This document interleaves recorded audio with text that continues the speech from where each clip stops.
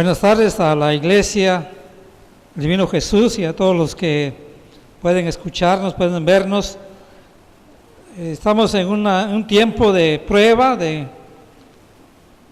pero siempre recordamos las promesas de Dios a su Iglesia, a su pueblo. Dice el Salmo 94, porque no abandonará Jehová a su pueblo, ni desamparará su heredad. O sea, lo que es suyo, el Señor no lo abandona ni se descuida, sino Él siempre está atento a su pueblo, escuchando sus oraciones. Así que continuemos en comunión con el Señor y seguramente Él hará su obra como lo ha hecho hasta ahora. Voy a leer en el libro de 2 de Corintios, capítulo 1, de los versículos 12 al 24,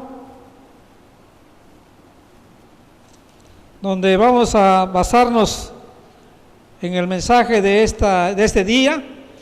Dice la Escritura, la palabra de Dios, en 2 de Corintios 1, 12 al 24, porque nuestra gloria es esta, el testimonio de nuestra conciencia, que con sencillez y sinceridad de Dios, no con sabiduría humana, sino con la gracia de Dios, nos hemos conducido en el mundo y mucho más con vosotros, porque no os escribimos otras cosas de las que leéis o también entendéis, y espero que hasta el fin las entenderéis, como también en parte habéis entendido que somos vuestra gloria, así como también vosotros la nuestra, para el día del Señor Jesús.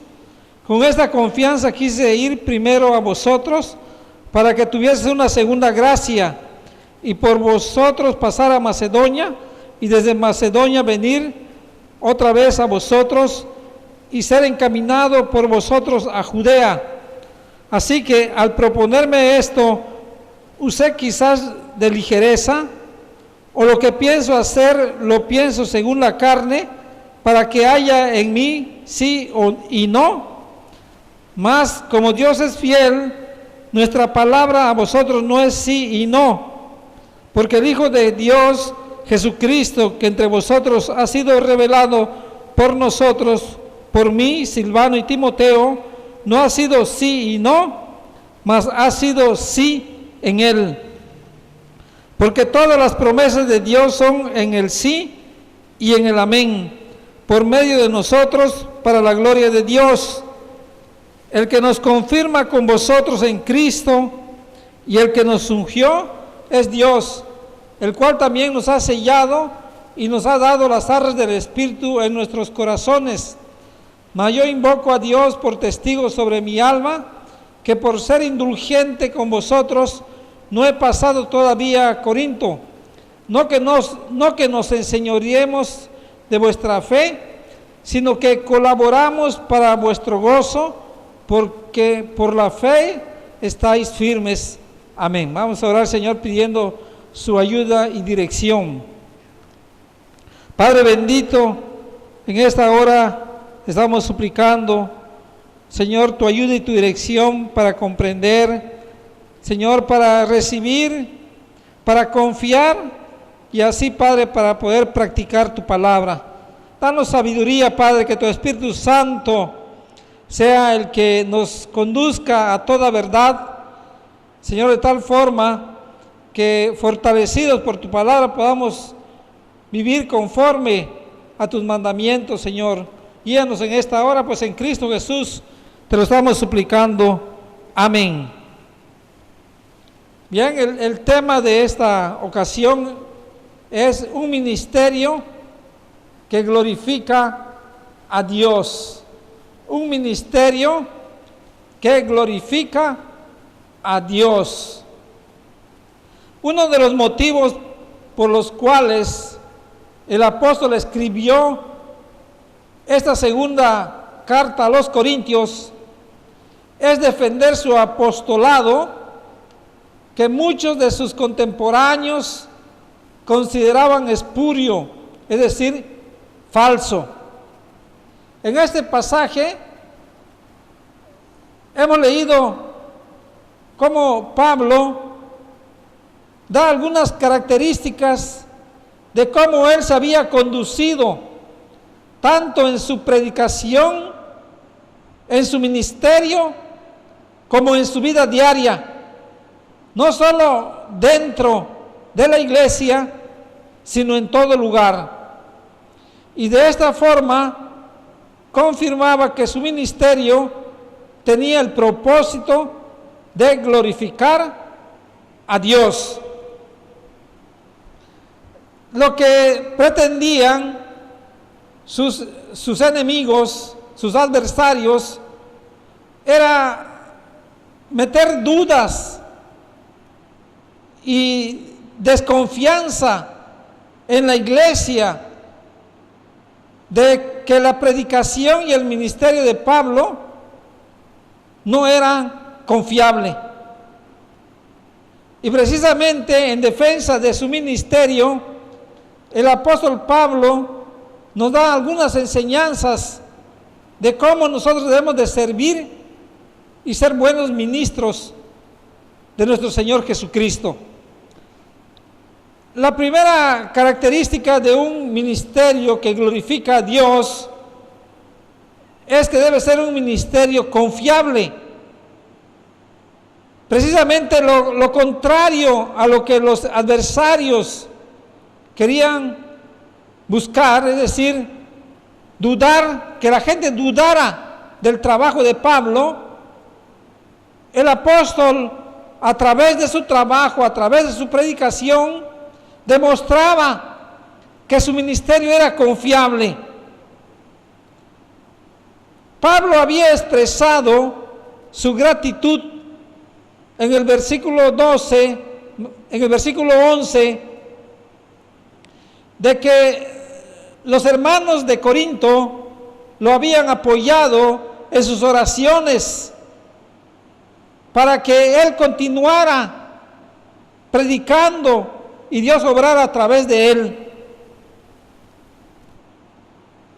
Y también porque a través de sus oraciones Dios lo había libertado a él y a sus compañeros de una tribulación muy fuerte. Esas oraciones que él reconocía, para él era un apoyo, era una fuente de gloriarse, de enorgullecerse, pues él estaba seguro que si alguien hablaba mal o negativamente de él, los hermanos, conociendo cómo se había comportado con ellos y con el mundo, ellos podían testificar de la integridad del ministerio del apóstol Pablo. Pablo en varias ocasiones habla de enorgullecerse y de sentirse orgulloso. Allá en la primera carta a los Corintios, capítulo 1, en el versículo 31, decía el apóstol, para que, como está escrito, el que se gloría, gloríese en el Señor. También allá en segunda de Corintios también, el apóstol también hablaba, el que se gloríe, gloríese en el Señor. El orgullo que procede de la arrogancia humana es pecado, porque solo Dios debe recibir toda la gloria y el honor. Pablo se enorgullecía, pero lo hacía dándole la gloria a Dios, porque Dios lo había capacitado por medio de su gracia para llevar una vida ejemplar y para ser el orgullo de los corintios. Por eso él lo decía en este capítulo 12 que hemos leído, dice, porque nuestra gloria es esta. Es decir, esa palabra gloria, nuestra gloria es, nuestro orgullo es este. ¿Y cuál era el orgullo del apóstol Pablo? Porque él se enorgullecía porque Dios precisamente lo había capacitado para que con sencillez y sinceridad de Dios y por medio de su gracia se hubiera conducido como él había testificado, y también todas las iglesias a las cuales él había visitado, había trabajado en ellas o les había escrito, podían testificar de cómo Pablo se había conducido con ellos. Entonces ese era el orgullo de Pablo, pero a través de ese orgullo, como estamos viendo, alababa y glorificaba a Dios. Él no se atribuía la sabiduría o el trabajo que había realizado a él mismo, sino que a toda la gloria y toda la gratitud se la daba a Dios. Realmente él decía que el testimonio de nuestra conciencia, esas palabras significaban que Pablo le había dado a la conciencia un valor muy importante. La consideraba una sala de justicia donde se le concedía a la persona el sentido moral de que se juzgara a sí mismo, pudiendo la conciencia entonces resultar inocente o culpable y en consecuencia ser absuelta o ser condenada. En el caso del apóstol Pablo, el testimonio de su conciencia era irreprochable. Decía él, el testimonio de nuestra conciencia era de que con sencillez y sinceridad de Dios se había conducido, tanto como dice acá, nos hemos conducido en el mundo, y decía él, y mucho más con vosotros. Y otra cosa muy importante que su conciencia daba testimonio, es que lo que él hacía, no solamente con sencillez y sinceridad, sino no con sabiduría humana, sino con la gracia de Dios. Eso es muy importante. En todo lo que su trabajo, en su ministerio, lo atribuía a la gracia de Dios, no por su propia sabiduría, sino con la gracia de Dios. En verdad, Pablo ministraba al pueblo con sencillez y sinceridad. Es decir, era él honesto en todo lo que hacía. A pesar de que había muchas críticas y oposición, él las soportaba, porque su deseo y propósito fue siempre hacer su trabajo en la presencia de Dios, consagrado al Señor y con pureza de motivos. Eso es hacer las cosas con sencillez y sinceridad, no con sabiduría humana, sino con la gracia de Dios. Él hace un contraste entre la sabiduría que procede del mundo y del que procede de la gracia de Dios. Él rechaza la sabiduría humana y recibe la sabiduría celestial por medio de la gracia de Dios, que lo capacitó para ser un ministro fiel a su palabra. En todo momento concedió todo el poder y supremacía en su predicación y enseñanza a Dios. Allá también en Primera a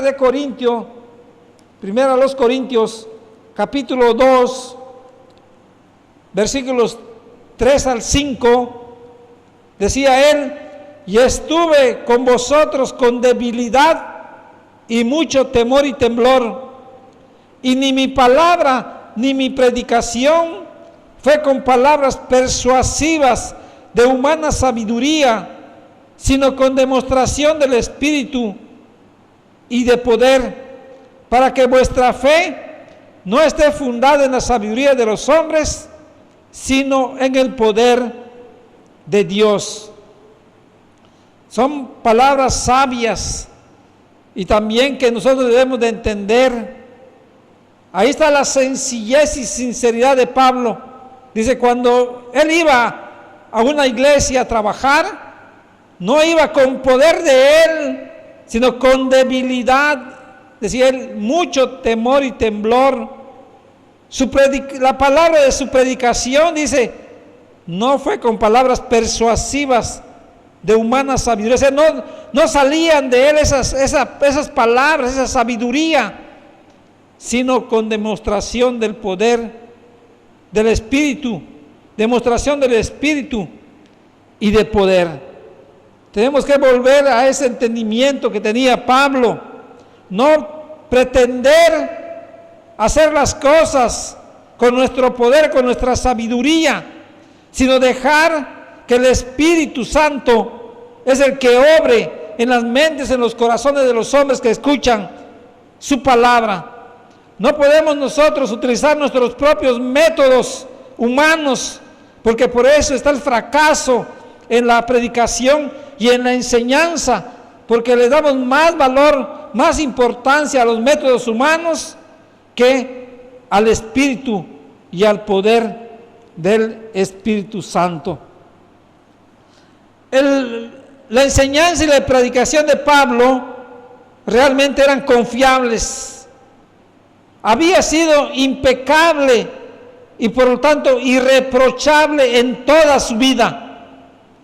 Todo el mundo pudo ver su obra y oír sus palabras. Podían no solo examinar su conducta, sino también verificarla en sus epístolas que eran leídas en las iglesias. No había nada discordante ni oculto. Eran entendibles, pues fueron escritas para la instrucción de todos los creyentes. Las cartas eran institucionales, formaban parte de la liturgia y se leían en los cultos, de tal manera que todos podían examinar sus detalles y ver que Pablo realmente escribió con sinceridad y honradez, de tal modo que ni sus mismos detractores podían encontrar fallas en sus escritos, no pudiendo acusarle de alguna falsedad. Por lo tanto, Pablo deseaba que los corintios persistieran en el entendimiento de sus epístolas hasta el fin, es decir, hasta el último momento de sus vidas.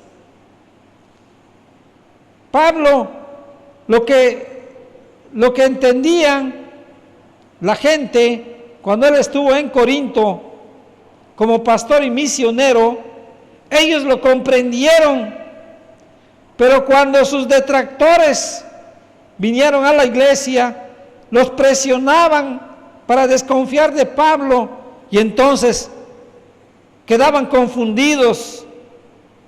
Pero Pablo esperaba que al recibir la defensa en su carta, su comprensión incompleta o parcial fuera fortalecida y ya no habría obstáculos para su comprensión plena.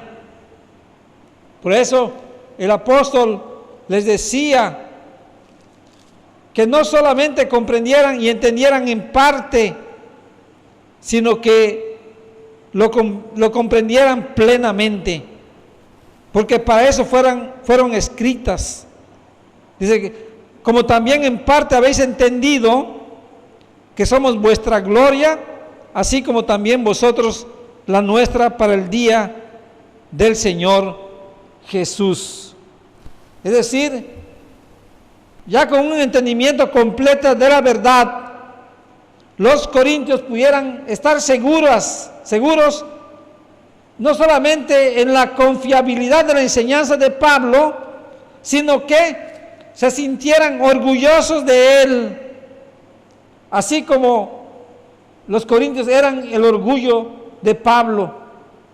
Lo que también sería verdad en la vida presente y también el día cuando regrese el Señor Jesucristo. Los corintios debían reconocer con agradecimiento la labor espiritual de Pablo y sus colaboradores habían realizado en ellos, ya que por medio de su predicación habían creído y habían sido hechos salvos, por lo que debían sentirse orgullosos de él, como para Pablo y sus colaboradores estaban orgullosos de los hermanos de Corinto. Los cristianos nunca deben sentirse orgullosos de sí mismos, sino solo de otros a través de Jesucristo.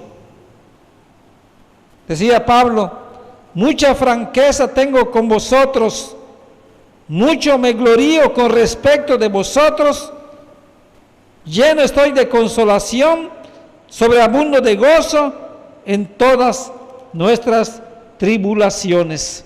Entonces, el ministerio de Pablo es un ministerio confiable. Lo manifestó en su conducta, pero también en sus escritos. En segundo lugar, el ministerio de Pablo fue un ministerio consistente. Manifestó su confianza en la conducta de él hacia los corintios y de los corintios hacia él.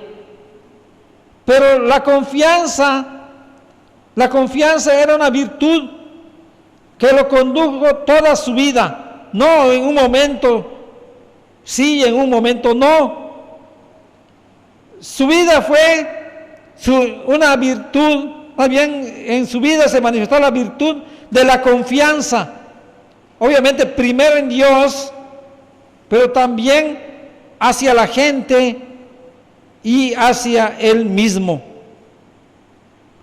Él expresó para que los corintios pudieran tener una segunda gracia, dice el versículo 15, con esta confianza quise ir primero a vosotros para que tuvieses una segunda gracia. Ahí está la confianza de Pablo para la iglesia de Corinto. Siempre su confianza estuvo en ellos. Y él tenía o pretendía muchas veces bendecirlos. Esa segunda gracia significaba que Pablo pretendía ir 2 veces a Corinto. Él había hecho un plan de venir de Jerusalén e ir a Macedonia, pero antes de ir a Macedonia, él pretendió o planeó pasar por Corinto y de regreso de Macedonia venir otra vez o ir otra vez a Corinto. Lo dice el versículo 16. ¿Con qué propósito? Dice él: para ser encaminado por vosotros tanto a Macedonia como a Judea. Esa frase, esa oración, ser encaminado, para la iglesia primitiva significaba apoyar a los misioneros en sus viajes. O sea, si Pablo pasaba de Corinto para ir a Macedonia, significaba que los hermanos de Corinto lo iban a apoyar con todo lo necesario, tanto materialmente, es decir, alimento, comida, bebida, dinero, y también por medio de sus oraciones. Y entonces al ir 2 veces a Corinto, por eso habla de una segunda gracia, de tal manera que el servir a los misioneros era como una bendición, como una gracia que Dios le daba a la iglesia de Corinto para poder manifestar su generosidad y su amor para con Pablo. Pero vemos cómo aparentemente Pablo no cumplió con ese plan, porque vemos aquí en el versículo 17, precisamente era la acusación que le hacían sus detractores, y lo acusaban de mentir, de ser voluble, de cambiar repentinamente, de decir una cosa y hacer lo contrario. A esas acusaciones el apóstol responde con dos preguntas en el versículo 17. Así que al proponerme esto, usé quizás de ligereza, o lo que pienso hacer, lo pienso según la carne, para que haya en mí sí y no. La respuesta a ambas preguntas es no. En la primera pregunta, usé quizá de ligereza, el apóstol estaba respondiendo que él no había se había propuesto hacer planes de ir a Corinto 2 veces, no lo hizo sin pensar, no lo había hecho de esta forma, sino él lo que quería dar a entender que no todo en la vida está al alcance de nuestra voluntad, ya que a veces Dios hace que las circunstancias requieran un cambio de planes. Eso es lo que había pasado en los planes. ¿Por qué cambió de planes?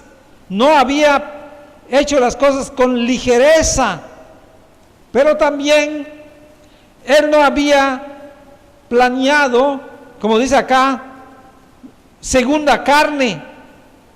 No, Pablo no había pretendido ir 2 veces a Corinto o hacer planes según el mundo.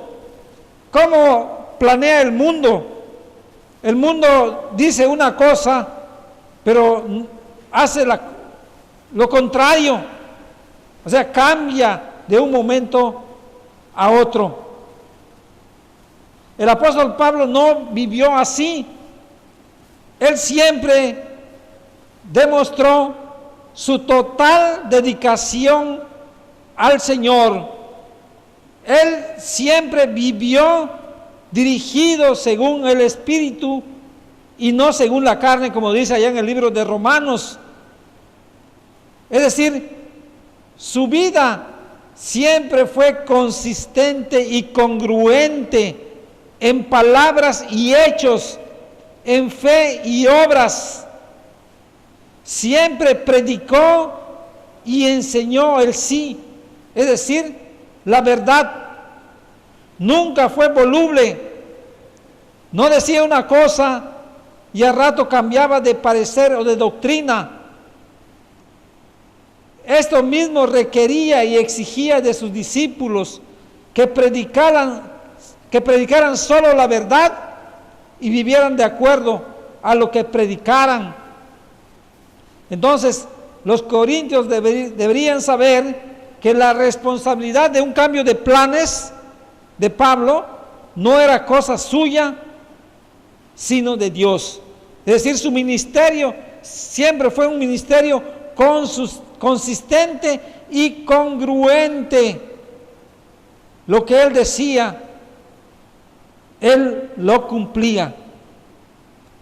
En tercer lugar, el ministerio de Pablo fue un ministerio veraz, es decir, fundamentado siempre en el sí, fundamentado siempre en la verdad.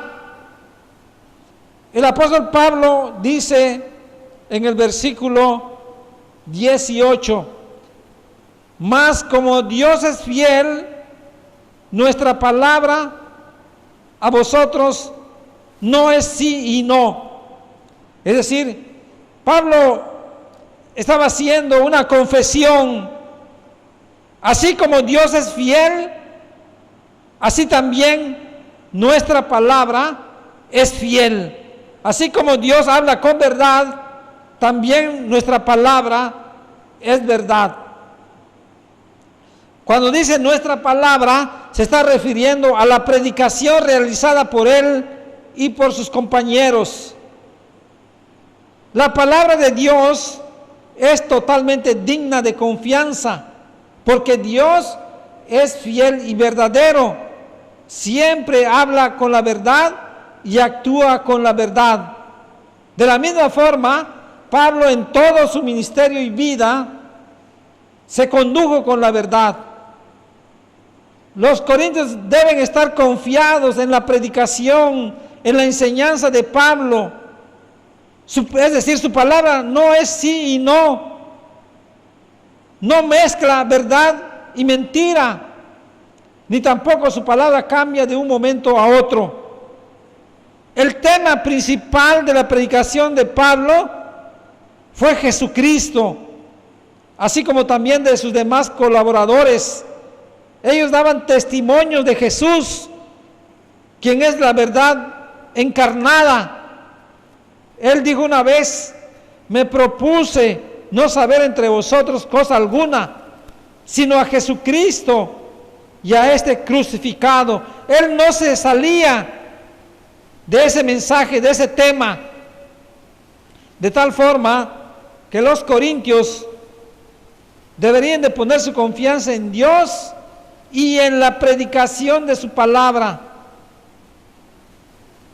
Aun cuando el apóstol tuviera que cambiar su viaje, su programa de viaje, deben saber que Pablo es veraz, es honrado y sincero en sus palabras. Por lo tanto, no debían acusarle de decir sí y no al mismo tiempo. Pablo fundamenta la veracidad de sus palabras en Jesucristo. Dice el versículo 19: porque el Hijo de Dios, Jesucristo, que entre vosotros ha sido predicado por nosotros, por mí, Silvano y Timoteo, no ha sido sí y no, mas ha sido sí en él. Es decir, así como Jesucristo también en su vida y su predicación siempre fue consistente, veraz, dice, también nuestra predicación ha sido como la fue en el Hijo de Dios, Jesucristo. Ahí radica la veracidad de la predicación del apóstol Pablo. Así como Dios es fiel, es veraz, y el Hijo de Dios también lo es, también el apóstol Pablo confirmaba y afirmaba que su mensaje, que su predicación siempre estaba fundamentada en la palabra de Dios. Así como Jesús nunca fue sí y no, sino solamente sí, Pablo también afirmaba que Jesucristo, la personificación de la verdad divina, nunca quebranta su palabra, por tanto es inmutable. Jesucristo era, es y sigue siendo fiel a su palabra. Él no cambia, es siempre el mismo ayer, hoy y siempre. Y esa veracidad también está confirmada en las promesas de Dios. Dice el versículo 20, porque todas las promesas de Dios son en Él sí y en el amén. Las promesas de Dios son verdaderas. Muchas de esas promesas del Antiguo Testamento se cumplieron en el Hijo de Dios, que vino a este mundo a salvar lo que se había perdido. Reconociendo esto, los cristianos deben continuar predicando a Jesucristo para que las promesas se sigan cumpliendo en sus elegidos, y de esta manera, como dice el apóstol Pablo, Dios sea glorificado. La cuarta característica del ministerio de Pablo fue que su ministerio fue confirmado por Dios mismo. Él había dicho en el versículo 1 que él fue apóstol por la voluntad de Dios.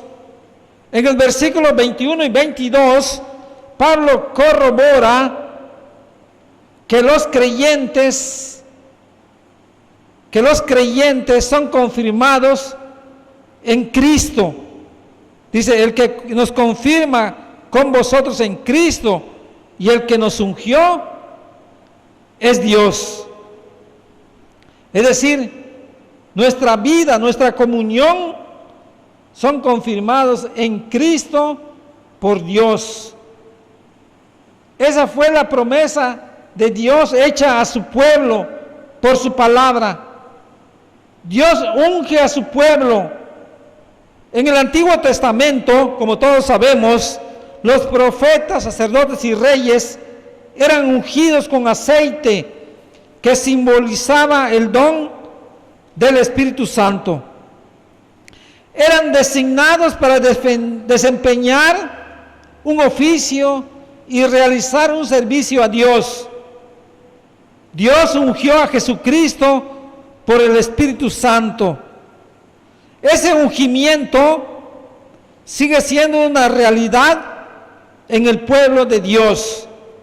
Es decir, los creyentes, cada creyente es ungido por Dios, como dice el versículo 21.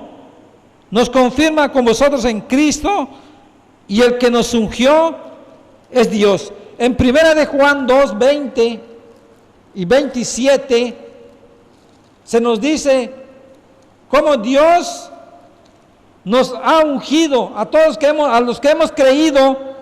Dios nos ha ungido. Dice el versículo 1 de Juan 2, 20: pero vosotros tenéis la unción del Santo y conocéis todas las cosas. Y el 27 dice: pero la unción que vosotros recibisteis de Él permanece en vosotros y no tenéis necesidad de que nadie os enseñe, así como la unción misma os enseña todas las cosas y es verdadera y no es mentira, según ella os ha enseñado, permaneced en Él. Ahí está como Dios nos confirma en Cristo, pero también nos ha ungido y a través de ese ungimiento nos capacita, nos enseña todas las cosas.